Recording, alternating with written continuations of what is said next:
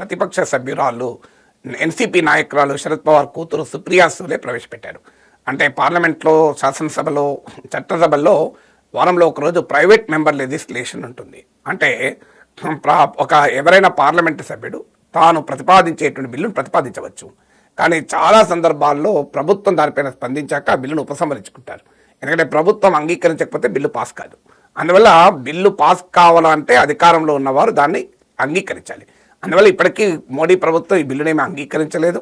ఇప్పుడు కేవలం ఇది అఫీషియల్ బిల్లు కూడా కాదు. అఫీషియల్ బిల్లు అయితే గ్యారంటీగా పార్లమెంట్ ఆమోదం పొందుతుంది అని మనం కంక్లూజన్కి రావచ్చు. ఇది అఫీషియల్ బిల్లు కాదు. ఇది కేవలము ఒక అపోజిషన్ మెంబర్ ప్రవేశపెట్టినటువంటి బిల్లు మాత్రమే. ఇప్పటివరకు అధికార పార్టీ కానీ ప్రభుత్వం కానీ రైట్ టు డిస్కనెక్ట్ అనే కాన్సెప్ట్ పైన తమ అభిప్రాయాన్ని చెప్పలేదు. పైగా ఇటీవల న్యూ లేబర్ కోడ్స్ అని కార్మిక సంస్కరణలను చేపట్టింది మోడీ ప్రభుత్వం. ఇందులో క్లియర్గా ఉద్యోగులకు, కార్మికులకు వ్యతిరేకంగా యజమానులకు అనుకూలంగా చట్టాలని సవరించారు.